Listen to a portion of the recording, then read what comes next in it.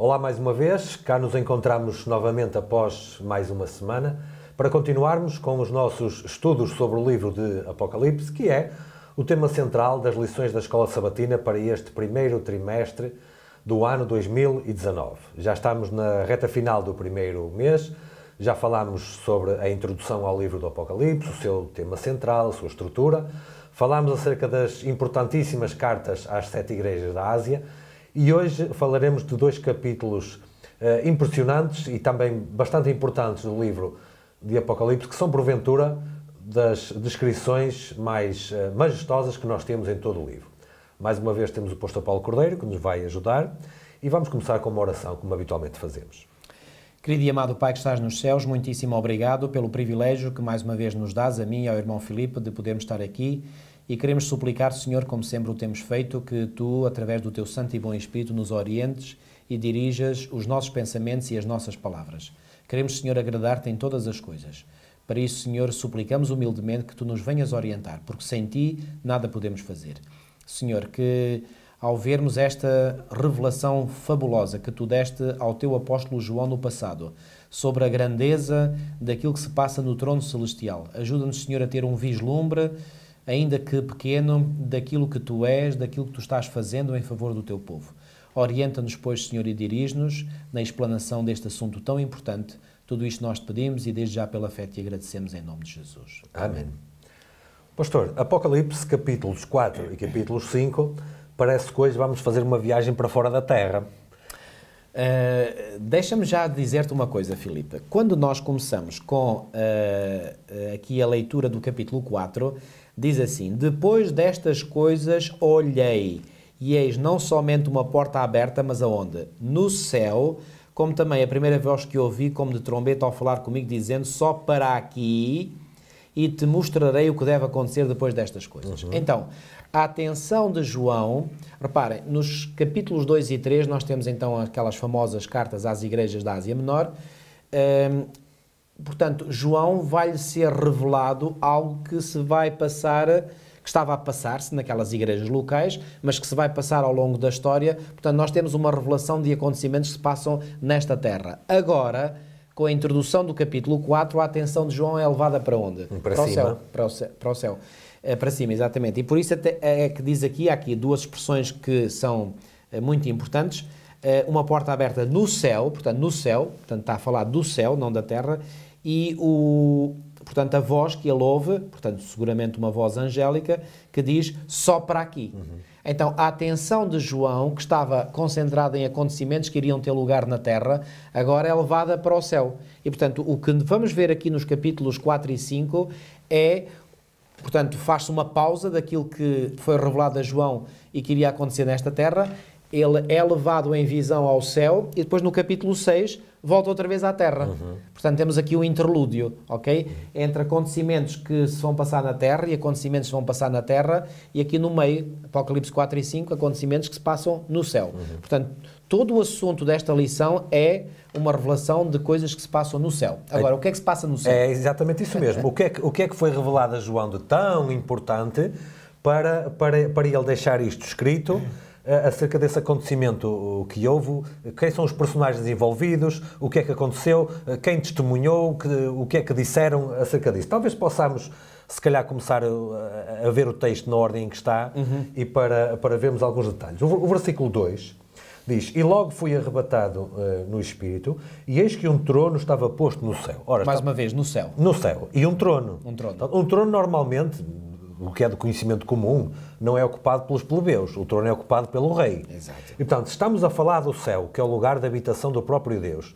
E estamos a falar de um trono. E diz que havia um assentado sobre o trono. E depois diz, o versículo 3, e o que estava assentado era na aparência semelhante à pedra jaspe e sardónica, e, portanto, está a referir pedras preciosas, não é? Como o seu aspecto, e o arco celeste estava ao redor do trono e parecia semelhante à esmeralda. Portanto, há aqui uma breve descrição, não apenas do trono, mas daquele que se assenta sobre o trono. Ora, pastor, se estamos a falar do céu, de um trono e de toda esta majestade ali à volta, só podemos estar a falar de uma figura, com toda a certeza, não é? Não estamos a falar de anjos, não estamos a falar de homens. Estamos a falar, portanto, do trono do próprio Deus. Do próprio Deus, no céu, não é? Exatamente. Aliás, quando faz aqui referência nestes versículos que acabaste de ler, isto faz-me lembrar uma outra visão dada a um profeta do tempo do Antigo Testamento, foi o profeta Ezequiel, e em Ezequiel no capítulo 21, aliás, capítulo 1, peço desculpa, e no versículo 28, diz assim,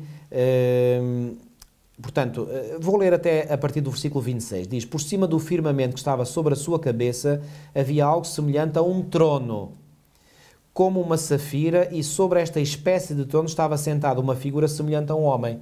Portanto, claramente há aqui semelhanças na descrição que Ezequiel faz e esta descrição que João faz.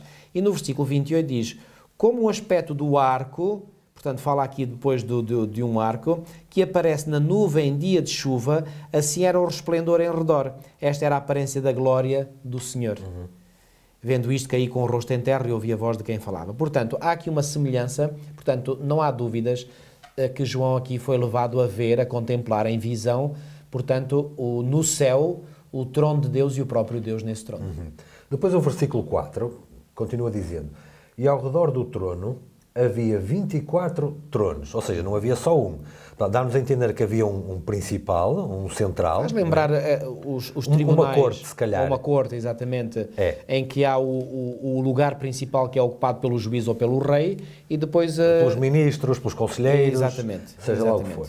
E via sentados sobre os tronos 24 anciãos, vestidos de vestes brancas, e tinham sobre as suas cabeças coroas de ouro. Professor, aqui, desde logo o número 24, é um número significativo pelo seu simbolismo. Portanto, é o dobro de 12, exatamente, sendo que 12 é um número que está presente tanto no Antigo Testamento como no Novo Testamento e em ambos os casos representa o povo de Deus, a Igreja de Deus. Nós temos no Antigo Testamento as 12 tribos, sobre as quais foi fundado o povo de Israel. Exatamente, isso mesmo. E temos depois no Novo Testamento os 12 apóstolos, sobre os quais foram fundados a Igreja Cristã, sobre o qual Ou seja, o Novo Israel. O Novo Israel, exatamente, isso mesmo.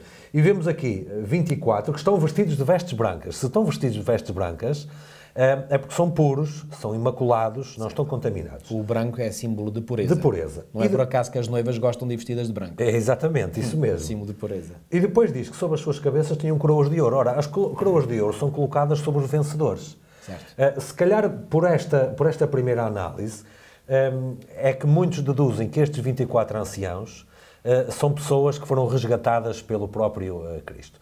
O pastor, se calhar, pode elaborar um bocadinho à volta disso.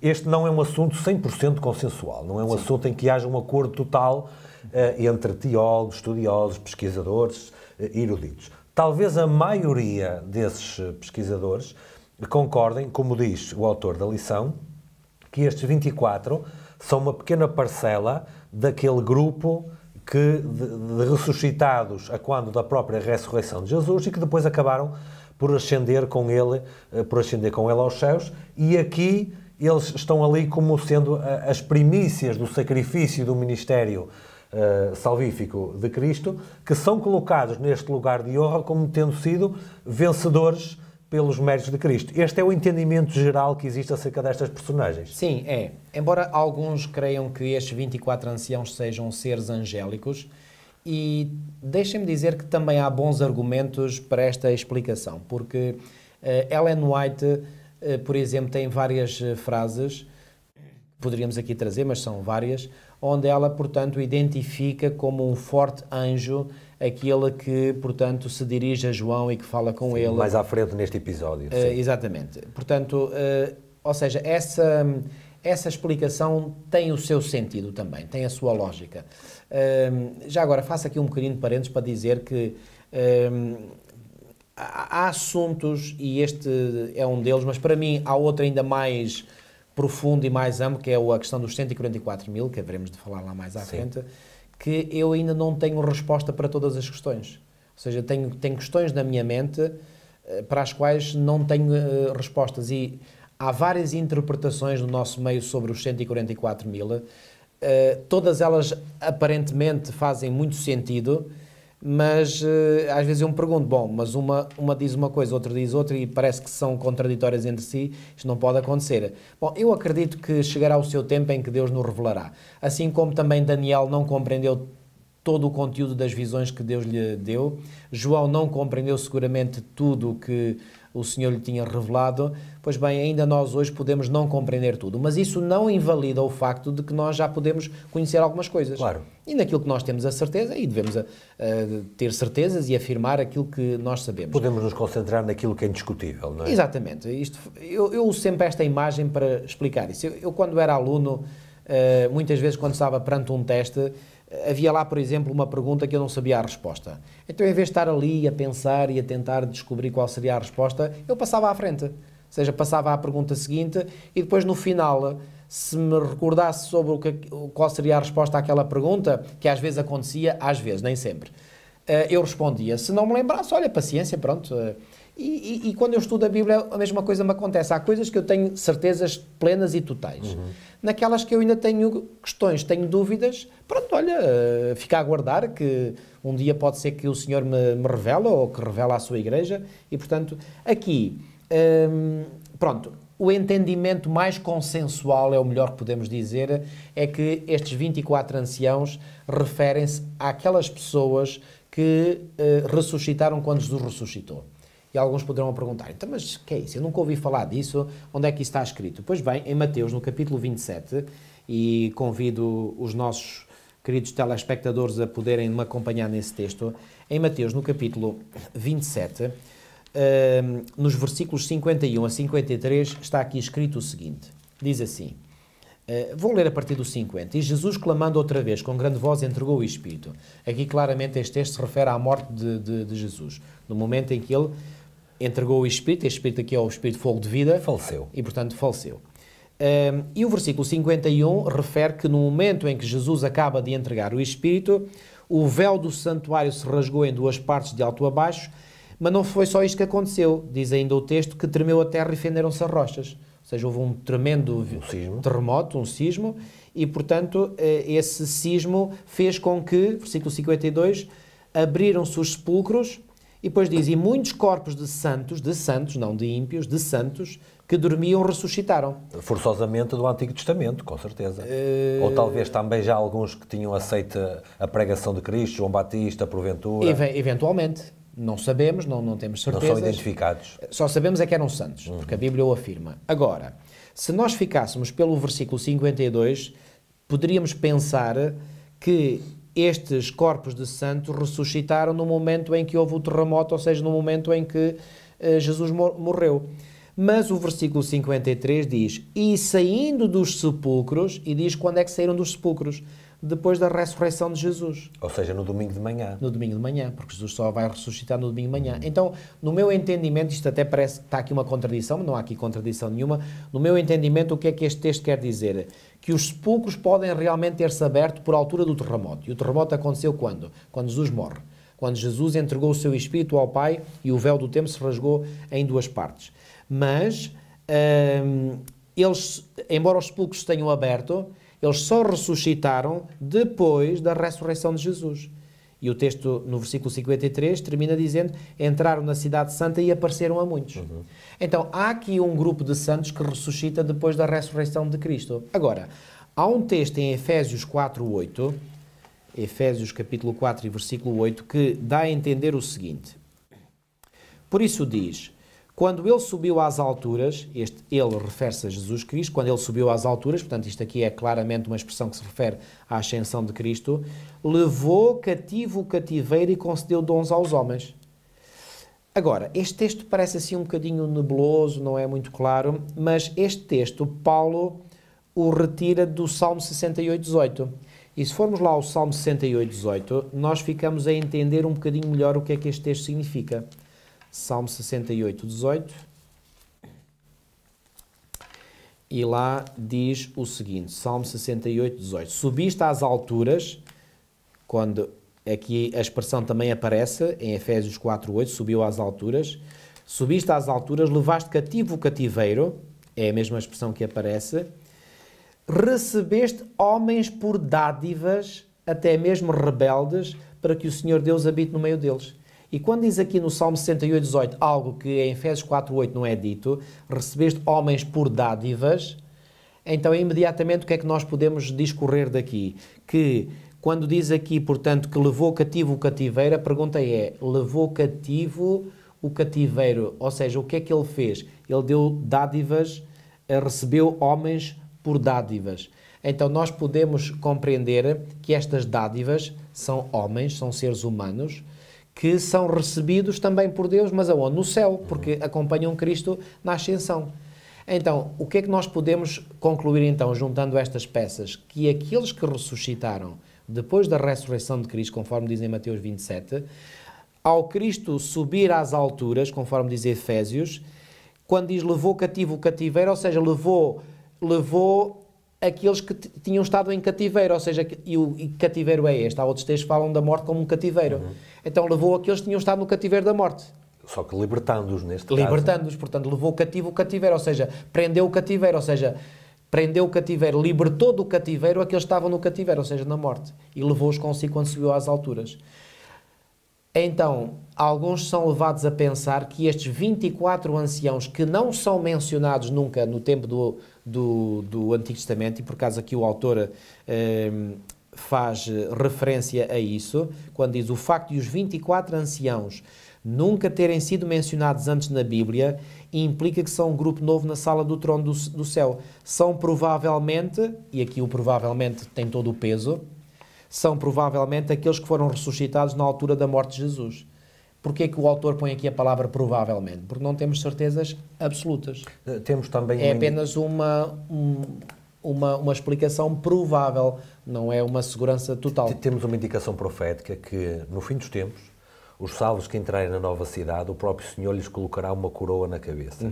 E estes aqui aparecem com uma coroa também. Sim. Mais à frente, no capítulo 5, o cântico diz que tu nos compraste. Portanto, refere-se à redenção que Cristo fez, embora não possamos afirmar com total certeza, porque os 24 anciãos cantam, tu nos compraste, mas os seres viventes também cantam, e os anjos não foram comprados e resgatados como os seres humanos também foram. Já iremos identificar esses 4 seres viventes. Portanto, lá está, pastor, não é 100% certo. Há fortes indicações, embora também neste momento tenhamos que deixar aberto que pode haver outras possibilidades aqui.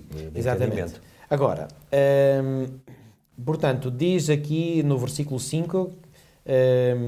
do trono saem relâmpagos, vozes e trovões, e diante do trono ardem 7 tochas de fogo, que são os 7 Espíritos de Deus. Já fizemos referência aos 7 Espíritos, portanto, quer dizer, é o Espírito Santo na sua plenitude, porque 7 é o número da plenitude. Há diante do trono um como que mar de vidro, semelhante ao cristal. Este mar de vidro é mencionado novamente no capítulo 15, quando, por exemplo, no capítulo 15 nós lemos isto. Versículo 2. Vi como que um mar de vidro mesclado de fogo e os vencedores da besta, da sua imagem e do número do seu nome.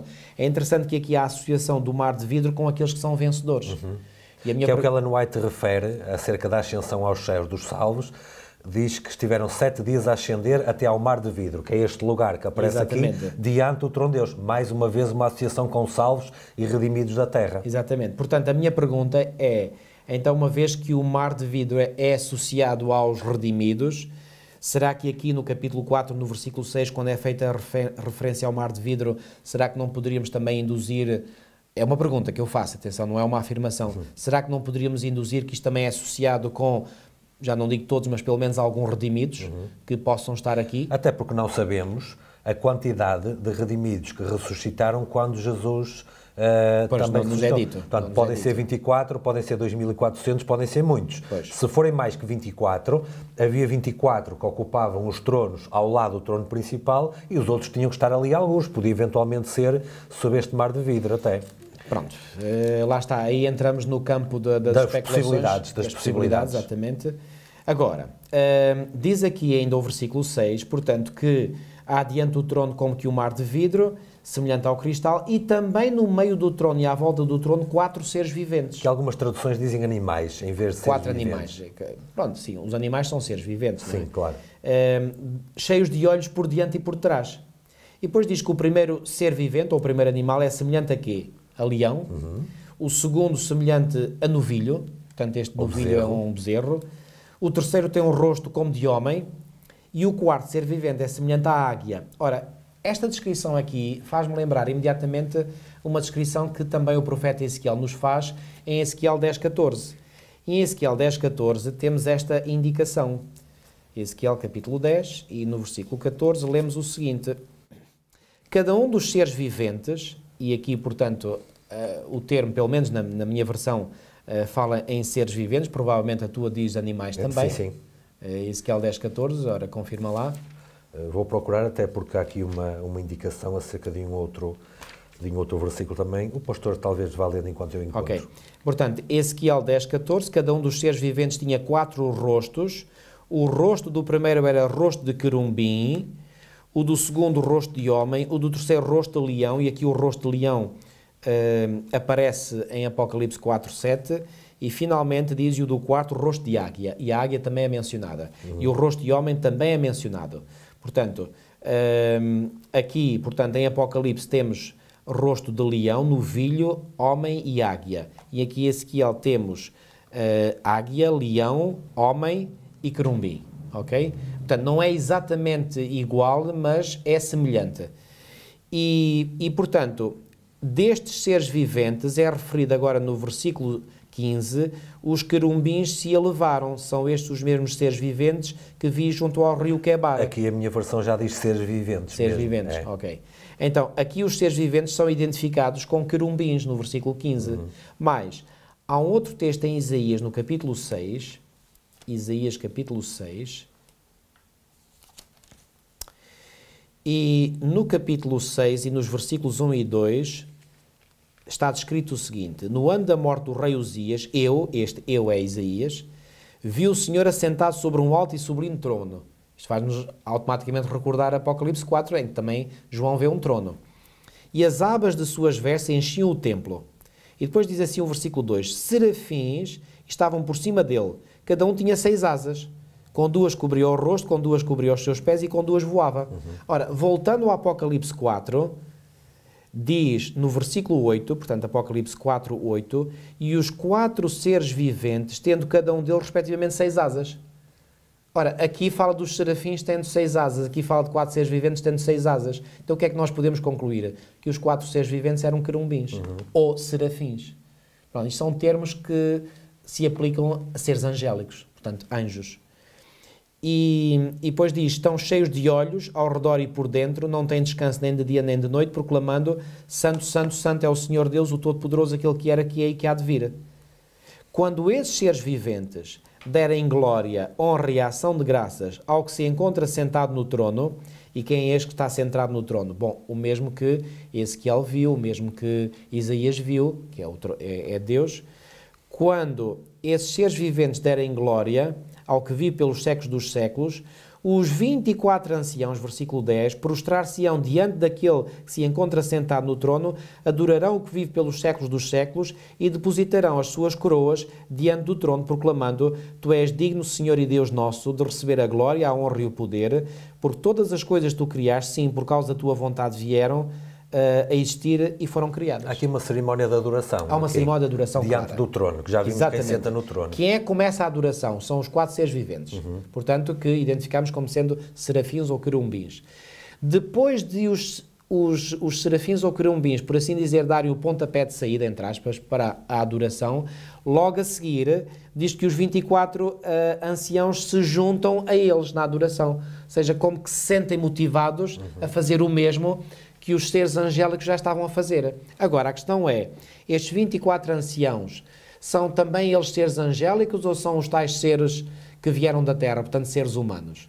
Pois bem, diz aqui, portanto, que, como tu há bocadinho já referiste, no final do versículo 10, depositarão as suas coroas diante do trono. Coroa, às vezes, na Bíblia tem o significado de coroa de vitória. Por exemplo, em Apocalipse, aqui no capítulo 3, no versículo 11, diz: Venho sem demora, conserva o que tens para que ninguém tome a tua coroa.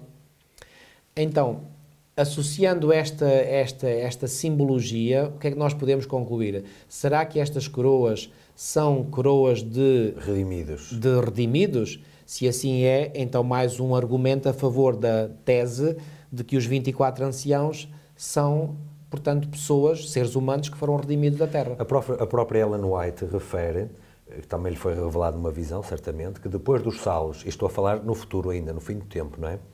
Depois dos salvos receberem a sua coroa, reconhecendo a majestade, a soberania e a autoridade de Jesus, eles próprios depõem as suas coroas aos pés de Jesus. Exatamente. Que é algo idêntico a isto que está aqui, que nós acabámos de ler. Portanto, é um comportamento típico de um resgatado e de um redimido. Exatamente. Este que está aqui, não é? Exatamente. E deixa-me só... É no final do versículo 10 onde diz: lançavam as suas coroas diante do trono. Portanto, diante do próprio Deus, não é? Exatamente, exatamente. E agora, João vê esta visão. Já agora, vamos enquadrar este momento que João vê no céu com a história humana. Quando é que se terá passado isto no céu? Pois bem, se tomássemos só o capítulo 4 por si, não ficávamos com, digamos, nenhumas balizas no tempo em relação à história humana. Mas quando associamos ao capítulo 4, capítulo 5, que parece um capítulo gêmeo do capítulo 4, e digo gêmeo porque há aqui também uma clara cena de adoração a Deus, então aqui já temos indicações no capítulo 5 que isto está a acontecer após a ascensão de Cristo ao céu. Pois como uma pergunta que se levanta até agora, pastor, seria, e alguém poderá estar a fazer essa pergunta, nós vimos aqui uma indicação clara acerca do Espírito Santo, quando fala dos 7 Espíritos de Deus. Mas este trono e este que está sentado no trono é Deus Pai ou é a pessoa de Jesus que está sentada no trono? É uma boa pergunta. Talvez o capítulo 5 possa vir esclarecer depois. Exatamente, exatamente. Se nós tivermos em consideração aquilo que nós dissemos em relação ao capítulo 1, porque no capítulo 1 eu só vou recordar, quando fala, portanto, de quem faz a revelação a João, diz lá em Apocalipse 1, nos versículos 4 e 5, João às 7 igrejas que se encontram na Ásia, graça e paz a vós outros, depois diz, da parte, e depois no versículo 5 volta a dizer, aliás, capítulo 4 ainda no final, da parte, e no início do versículo 5, e da parte de. Ou seja, há aqui 3 expressões da parte de. E nós vimos, quando abordámos o capítulo 1, portanto, que aqui é feita uma referência à Trindade, portanto, ao Deus triuno. Temos aqui, da parte daquele que é, que era e que há de vir, Deus Pai, que é Deus Pai, dos 7 Espíritos que se acham diante do seu trono, como vimos também aqui no capítulo 4, o Espírito Santo. O Espírito Santo, e da parte de Jesus Cristo já aqui. Já está Está dito. o próprio nome referido. Por exclusão de partes, portanto, o mais difícil de identificar aqui no texto é até Deus o Pai, que é referido como aquele que é, que era e que há de vir. Ora, no capítulo 4, depois de ter sido feita referência, portanto, no versículo 6, há diante do trono um como que mar de vidro, semelhante ao cristal, e também no meio do trono e à volta do trono, 4 seres viventes, e depois diz... Aqui no final do versículo 8. No final do versículo Santo, 8. Santo, Santo é o Senhor Deus, o Todo-Poderoso, que era, que é e que há de vir. Portanto, a repetição da mesma expressão. A repetição da mesma expressão. Ora, se esta expressão era usada no capítulo 1 para Deus o Pai, então aqui é usada para quem? Para Deus o Pai, certamente. Para Deus o Pai. Portanto, eu tentei mostrar a lógica da interpretação, porque é que estamos a interpretar desta forma. Agora, no capítulo 5, diz assim, vi na mão direita daquele que estava sentado no trono, segundo a avaliação que fizemos do capítulo 4, quem está sentado no trono é Deus o Pai, certo? Ok, então vamos ser coerentes com a interpretação e vamos admitir que quem é mencionado aqui no início do capítulo 5 continua a ser Deus o Pai que está sentado no trono. E vamos ver se agora, vamos fazer uma prova dos 9, ver se a nossa interpretação era correta ou não. Se as peças do puzzle encaixam. Exatamente. Vi na mão direita daquele que estava sentado no trono, portanto, concluindo o Pai, um livro escrito por dentro e por fora, de todo selado com 7 selos. Vi também um anjo forte que proclamava em grande voz, quem é digno de abrir o livro e de lhe desatar os selos. Ora, nem no céu, nem sobre a terra, nem debaixo da terra, ninguém podia abrir o livro, nem mesmo olhar para ele. E agora aqui, certamente, o versículo 4 fala de João, e eu chorava muito, porque ninguém foi achado digno de abrir o livro, nem mesmo de olhar para ele. E ele queria saber o que é que estava lá. O que é que lá estava dentro do livro, porque achou que o livro estava na mão daquele que estava sentado no trono, deveria ser um livro muito importante. Agora, no versículo 5 diz assim, todavia, um dos anciãos, e que este um dos anciãos é que um dos 24 anciãos... Que nós lemos no capítulo 4. Que já lemos no capítulo 4, portanto, nomeadamente, portanto, no versículo 10. Todavia, um dos anciãos me disse, não chores. Eis que o leão da tribo de Judá, a raiz de Davi, venceu para abrir o livro e os seus 7 selos. Então vi no meio do trono e dos 4 seres viventes e entre os anciãos de pé um cordeiro como tendo sido morto. Repara que o cordeiro não é mencionado anteriormente, no capítulo 4. Só aparece agora. Só aparece agora. E começa logo uma descrição, porque Então, diz logo... Então, se aparece agora, o que é que isto pressupõe? Que ele agora junta-se ao Pai, sim, que já estava no trono. Claro. Ou seja, ele irrompe agora, digamos aqui, nesta sala do trono de Deus. E porquê que ele irrompe aqui? Porque até aquele momento não havia ninguém que pudesse abrir o livro, mas de repente o ancião acalma João e diz assim, não, calma, há um que pode abrir. E porquê que ele pode abrir? Versículo 6 ainda. Portanto, então vi no meio do trono e dos 4 seres viventes e entre os anciãos de pé um cordeiro como tendo sido morto. Bom, cordeiro como tendo sido morto. Isto aqui é extremamente fácil de identificar. O cordeiro na Bíblia só pode simbolizar uma pessoa. Exatamente. Tendo sido morto, quer dizer que já tinha sido após a sua morte e ressurreição. João Batista, quando viu Jesus, o que é que ele disse? Eis o cordeiro de Deus que tirou o pecado do mundo. Como um cordeiro foi levado ao matadouro. Paulo diz em 1 Coríntios 5:7 que Cristo é o nosso cordeiro pascal. Com certeza. Portanto, no Jardim do Éden foi sacrificado ali um animal que representava a pessoa de Jesus. Portanto, diz aqui então que o cordeiro aparece em cena lá na sala do trono. Porquê? Porque até aqui João não tinha visto e a partir daqui ele vê, ok? E só vê depois de o ancião ter chamado a atenção para o tal leão da tribo de Judá. Esta expressão leão do tribo de Judá também é uma referência a uma passagem profética que está no Antigo Testamento, a Gênesis 49, onde fala de Judá como sendo leão. Até posso ler essa passagem, portanto, em Gênesis 49, que é no contexto daquelas bênçãos que Jacó e Israel profere aos seus filhos, já no leito da morte. E aqui em Gênesis, no capítulo 49 e no versículo 9, diz assim, Judá é leãozinho. Da presa subiste, filho meu, encurva-se e deita-se como leão e como leoa quem o despertará. Então, há uma associação simbólica de Judá a um leão. Portanto, quando nós lemos aqui em Apocalipse 5 que este cordeiro é o leão da tribo de Judá, portanto, não há aqui nada de novo que não venha já da simbologia do Antigo Testamento. Até a própria indicação da raiz de Davi, que como um renovo foi subindo. Exatamente. Portanto, toda a simbologia que aponta sempre para a pessoa de Jesus. A raiz de Davi, exatamente. Depois, o versículo 7 diz assim, eu não li a última parte do versículo 6. Ele tinha 7 chifres, bem como 7 olhos, que são os 7 Espíritos de Deus enviados por toda a terra. Mais uma vez, estamos aqui perante linguagem claramente simbólica, portanto, Cristo não tem chifre nenhum. Eu ouvi uma explicação, pastor, que o chifre na Bíblia significa um poder, não é? Força. Exatamente. E os 7 olhos significam a visão. E, portanto, ele chega aqui como quem tem todo o poder e vê tudo e sabe tudo. Exatamente, também. É isso mesmo. Portanto, essa é a interpretação correta a dar. Depois, o versículo 7 diz, veio, pois, e tomou o livro da mão direita daquele que estava sentado no trono. Então, confirma-se ou não se confirma aqui a interpretação que fizemos sobre o personagem que estava sentado no trono. Portanto, quem estava sentado no trono não era o Cordeiro, não era Cristo. Então, seria o Pai. E agora, o que é que diz o versículo 7? Que o Cordeiro veio, tomou o livro da mão direita daquele que estava sentado no trono, ou seja, tomou o livro da mão do Pai. E eu gostaria de acrescentar aqui um versículo, pastor, que eu tomei nota, que está aqui em Marcos, no capítulo 16 e no versículo 19, que diz assim, portanto, Marcos 16, 19, Sim. Portanto, acerca da ascensão de Jesus, quando ele saiu aqui da terra. Ora, o Senhor, e aqui o Senhor é a pessoa de Jesus, não é?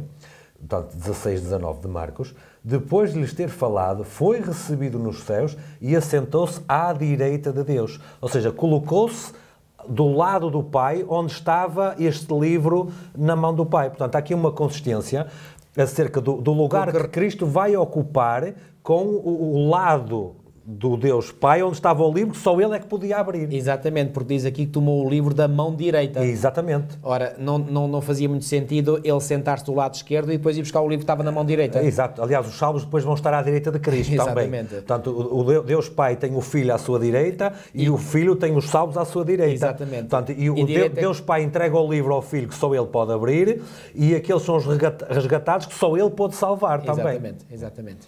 Portanto, ele senta-se do lado direito precisamente para receber da mão direita do Pai o livro. Que mais ninguém podia abrir. Mais ninguém podia abrir senão ele. Exatamente. E só ele podia abrir porquê? Porque pela sua morte ele ganhou legitimidade. E o direito. E o direito de abrir o livro. Agora, o que é que significa esse livro que lá está dentro do livro? Vamos já, em poucas palavras, dizer.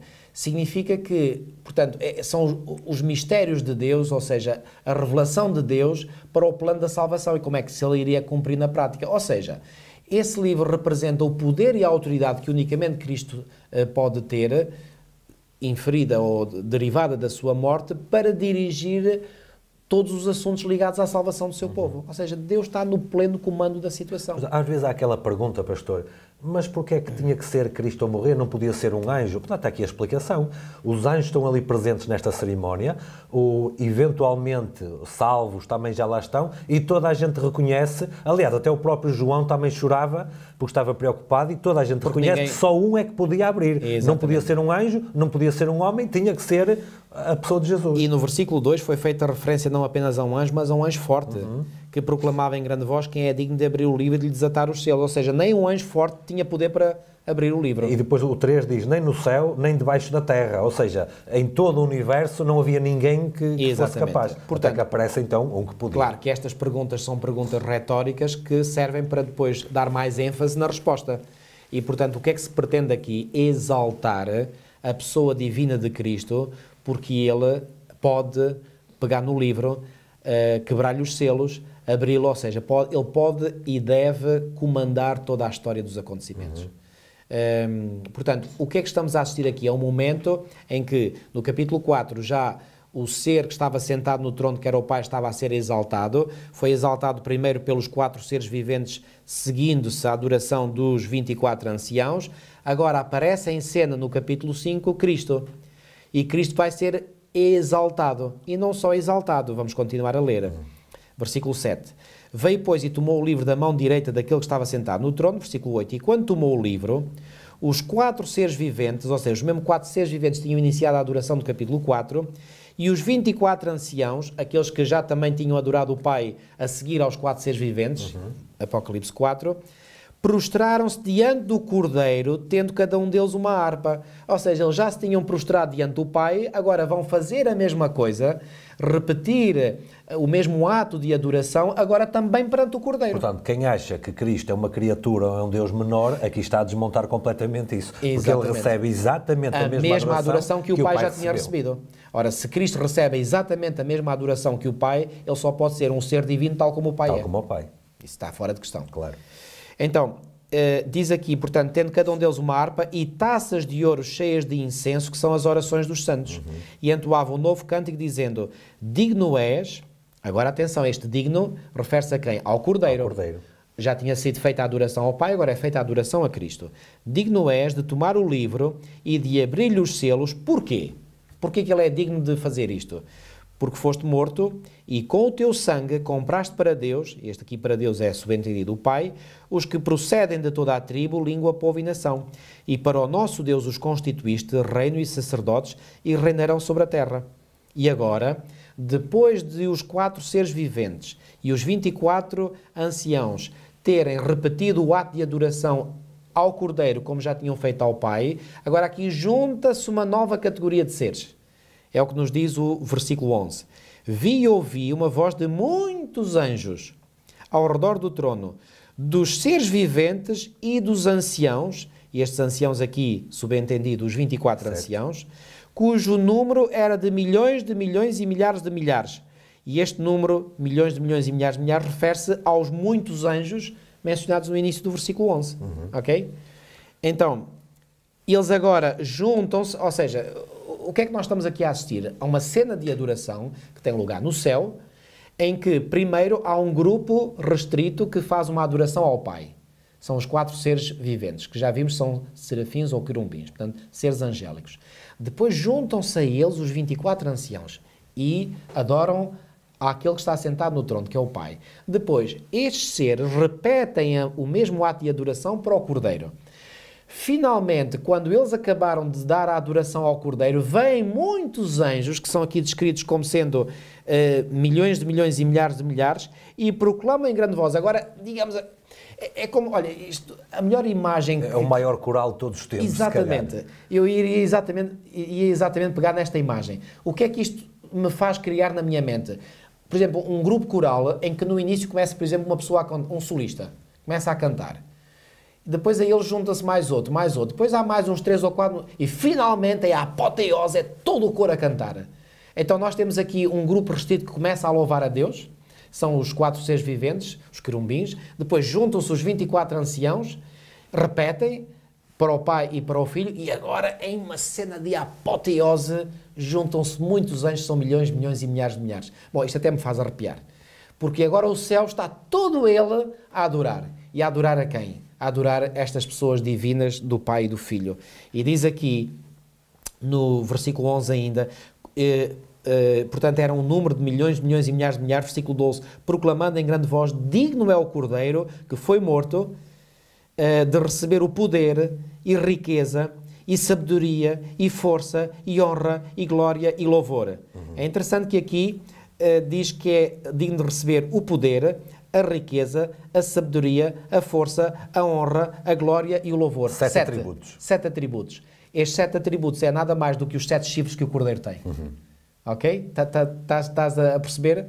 Porque lá, anteriormente, tinha dito, no versículo 6, que o Cordeiro, portanto, que ele tinha 7 chifres. Não, porque no versículo 6 diz, como havendo sido morto e tinha 7 chifres. E no versículo 12 diz que foi morto e depois de receber esses atributos todos que ele tem. Portanto, estes atributos que Cristo tem, que são o poder, volta a sublinhar o poder, a riqueza, a sabedoria, a força, a honra, a glória e o louvor, 7, são estes 7 atributos que o Cordeiro tem que são a sua força, ou seja, são os chifres, porque chifres é símbolo de força. Cristo tem força porque tem estes atributos todos. Ok? Versículo 13.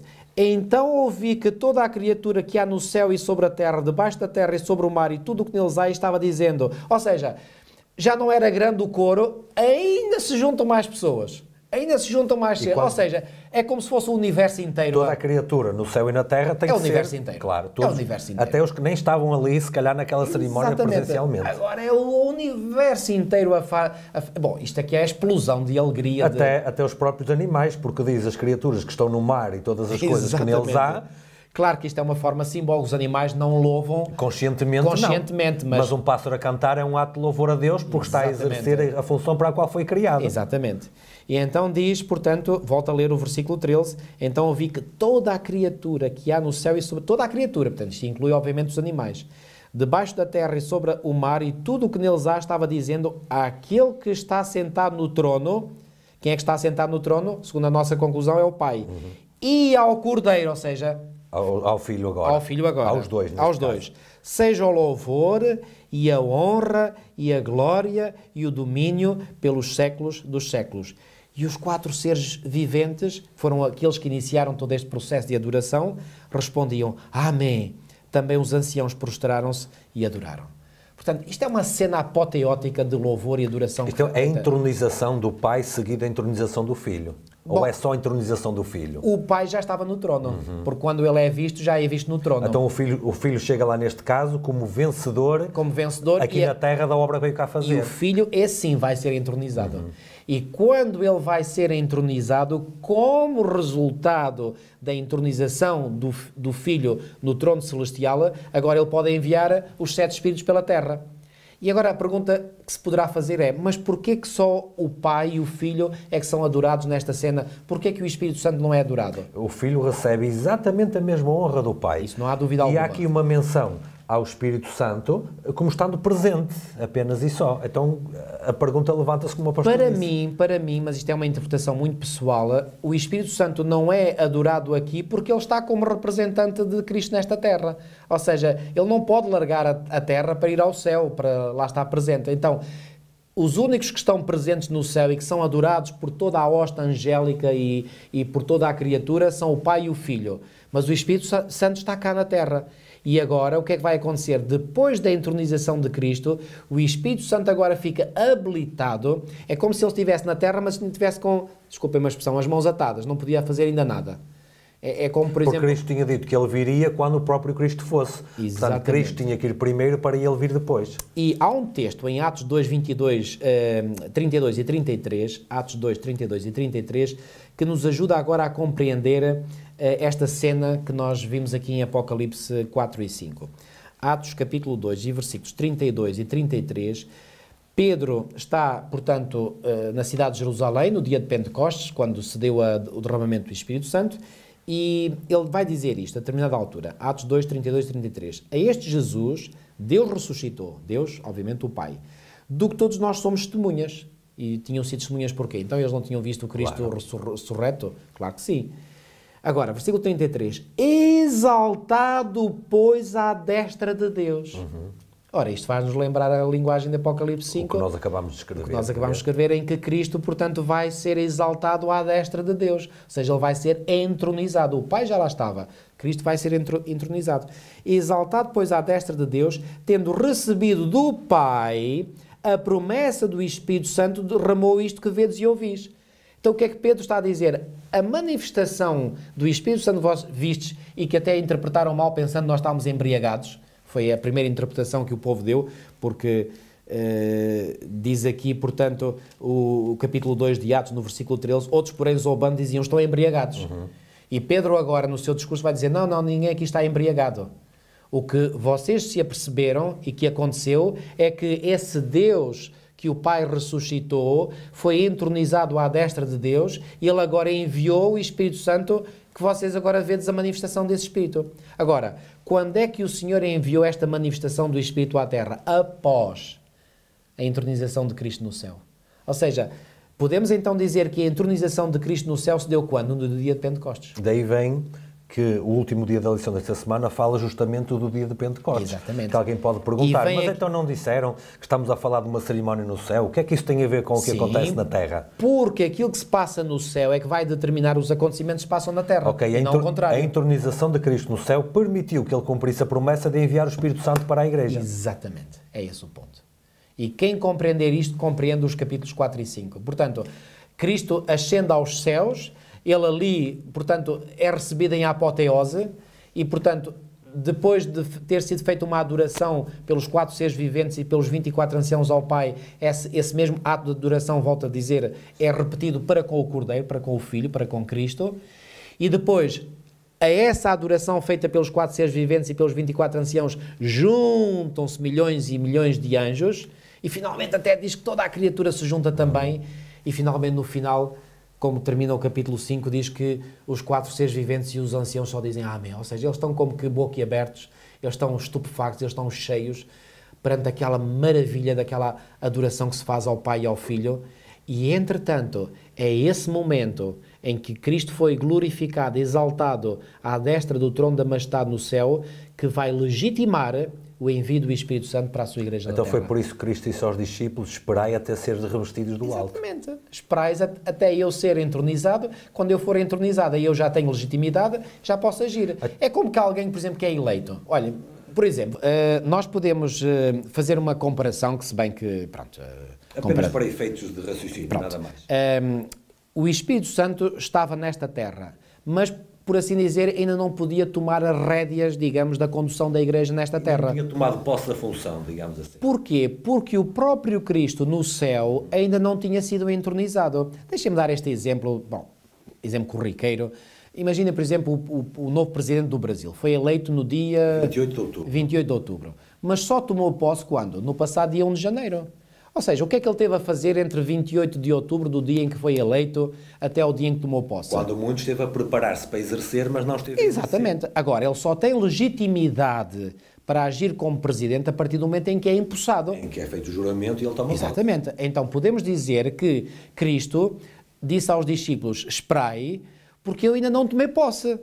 Eu já fui eleito com a minha morte e ressurreição, o plano da redenção está cumprido, mas ainda não tomei posse, ainda não fui empossado e não fui exaltado à destra do trono da majestade. Então é isso que vai acontecer, e assim que Cristo é empossado, agora ele tem legitimidade para dizer ao Espírito Santo, podes iniciar as tuas funções plenas na terra. E o Espírito Santo é manifestado, é derramado em grande poder sobre a terra e dá-se o quê? Dá-se a explosão inicial, ou seja, o início da Igreja Cristã na terra. Ou seja, mais uma vez, tal e qual acontece ao longo de toda a Bíblia, a ação de Cristo tem como resultado beneficiar a sua própria Igreja. Sem dúvida, sem dúvida. Ó pastor, mais uma pergunta que alguém pode estar a colocar aqui. Nós sabemos que o Pentecostes, o derramamento do Espírito Santo sobre a Igreja, vamos dizer assim, aconteceu 10 dias depois da ascensão de Cristo. Exatamente. Ou seja, esta cerimónia que nós vimos aqui em Apocalipse 4 ou 5, ela aconteceu no dia que Cristo ascendeu, aconteceu no dia em que o Espírito Santo foi derramado, ou aconteceu durante 10 dias e no final desse tempo, então é que o Espírito Santo foi derramado. Temos alguma indicação que nos pode levar a concluir? No final desta lição, o autor colocou aqui uma citação de Ellen White, vem no livro Atos dos Apóstolos, está na lição de quinta-feira, 24 de janeiro, e aqui Ellen White, portanto é uma citação inspirada, diz assim: a ascensão de Cristo ao céu foi para os seus seguidores um sinal de que estavam para receber a bênção prometida. Era ainda um sinal, porque a bênção ainda não tinha vindo quando Cristo ascendeu aos céus. Agora, mais à frente ela diz: ao transpor as portas celestiais, Jesus foi entronizado. Quando lá chegou. Aqui claramente dá a entender, ao transpor as portas celestiais. É que não esperou, foi ato contínuo. Ou seja, ele passa, digamos, as portas celestiais. E entra no céu e é entronizado. E é entronizado. Portanto, ao transpor as portas celestiais, Jesus foi entronizado. Mas agora atenção, quando é que Jesus ascendeu aos céus? Jesus ascendeu aos céus 40 dias após a sua ressurreição. Porque Atos 1.3 diz assim, a este também, que é a referir-se aos apóstolos, depois de ter padecido, se apresentou vivo, com muitas provas incontestáveis, aparecendo-lhes, aos apóstolos, durante 40 dias e falando das coisas concernentes ao reino de Deus. Então, Cristo morre, é ressuscitado, 40 dias após a ressurreição, ele ascende aos céus. Esteve com a Igreja 40 dias, que é um número simbólico, que representa uma geração, um tempo. E representa o tempo que o Senhor teve, por exemplo, com a sua Igreja no deserto. Por exemplo. Bom, um dia para cada ano, ok? Aí o princípio de ano tem que se aplicar. Então, Cristo está com a sua Igreja nesta terra após a sua ressurreição 40 dias, ascende aos céus, mas o Pentecostes só se dá 50 dias após a ressurreição. Como é que sabemos? Porque o dia de Pentecostes 5, portanto, 5 vezes cá 50, era 50 dias após a Páscoa. Ora, Cristo foi morto no momento da Páscoa. Então, o dia de Pentecostes ocorria 50 dias após a Páscoa. Então, reparem, vamos fazer contas. Se Cristo ascende aos céus 40 dias depois da Páscoa e o Pentecostes só vem 50 dias, quer dizer que há ali um interregno de 10 dias. E agora, voltando à citação que estávamos a ler de Ellen White na lição de quinta-feira, diz assim... Ao transpor as portas celestiais, Jesus foi entronizado enquanto os anjos o adoravam. Assim que esta cerimónia terminou, a cerimónia da entronização, que vimos escrita nos capítulos 4 e 5. Que começou no momento em que ele entrou pelas portas. Exatamente. Assim que esta cerimónia terminou, o Espírito Santo desceu em torrentes sobre os discípulos e Cristo foi de facto glorificado com aquela glória que tinha com o Pai desde toda a eternidade. Este derramamento do Pentecostes foi uma afirmação, eu diria uma confirmação do céu de que o Redentor tinha sido o quê? Confirmado. Tinha sido confirmado ou entronizado. Agora, então, se Cristo ascende aos céus e logo após passar pelas portas celestiais diz que é entronizado, mas que o Espírito Santo só é derramado depois da cerimónia terminar... A conclusão é que a cerimónia durou 10 dias. Durou 10 dias. Que na Bíblia é o mínimo dos mínimos. Exatamente. Quase que estamos a perceber que Deus está ansiosíssimo por acabar com aquilo rápido para beneficiar logo a Igreja com o Espírito Santo. Ou seja, há aqui um mínimo de tempo, neste caso de 10 dias, em que tudo aquilo que nós vimos... Repara, isto é uma adoração tão grande, tão medonha, tão extraordinária, que realmente merece os 10 dias, não é? E eu acredito, portanto, que esta adoração tenha durado os tais 10 dias. E então? Quando terminou... O Espírito Santo veio sobre a Igreja? O Espírito Santo veio sobre a terra. É como que o Espírito Santo dissesse, agora tem plena legitimidade, porque Cristo já está no comando dos acontecimentos no céu, ele abriu o livro, desatou os selos, ele está no pleno controle. É como, deixem-me usar esta imagem, ele está com as mãos nos comandos da história. Pronto, João está a ver isto no ano 95, dissemos isso aqui. Certo, certo. E isto tinha acontecido uns 60 anos antes. Exatamente, já tinha acontecido no passado. Ou seja, João está a ver em retrospectiva, estava a ser revelado algo que já tinha acontecido. Exatamente. E ele certamente terá percebido isso porque já estava no passado, não é? Conclusão imediata que lhe vem à cabeça. Eu nem sabia que isto já tinha acontecido desta maneira, mas agora sou confirmado como é que Deus trabalha, como é que Deus opera. Ou seja, há coisas que estão para trás, até se calhar na Sagrada Escritura, que nós nem percebemos muito bem e ainda nem entendemos. A seu tempo, o Senhor vai fazer abrir os livros e vai revelar aos seus servos o que é que fez, como fez, porque é que fez e tudo certo. Exatamente. Mas o ponto central desta lição, que eu queria aqui terminar enfatizando mais uma vez, é este. Há uma perfeita correlação entre aquilo que se passa no céu e aquilo que se passa na terra. Eu diria, isto para mim